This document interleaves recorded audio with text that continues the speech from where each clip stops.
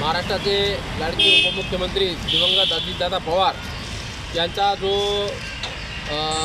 अपघात झाला अशी चर्चा आहे। तर संघटनेच्या मार्गदर्शक तत्वानुसार आम्ही सगळ्या प्रकरणाचा अभ्यास करून अजित पवार यांचा अपघात झाला नसून तो सुनियोजित घातपात होता आणि त्याची चौकशी करण्यासाठी मी बिगर सातबारा शेतकरी संघटनेच्या वतीने CBI कार्यालय नागपूर आणि विविध ठिकाणी पाठपुरावा केला। त्याच्या सगळ्या प्रती उपमुख्यमंत्री सुमित्रा अजितदादा पवार यांच्याकडे सादर केलेल्या आहेत, परंतु कोणत्याच प्रकारची कार्यवाही न झाल्यामुळं मोठ्या नाईलाजास्तव दिनांक 11 मेपासून आझाद मैदान मुंबई येथे आमरण उपोषणाला बसणार आहे। याबाबत निवेदन दिलं, स्मरणपत्र देण्यासाठी मी नागपूरच्या विजयगड बंगल्यावर येऊन सुमित्रा वहिनीला सुद्धा मी स्मरणपत्र दिलेलं आहे।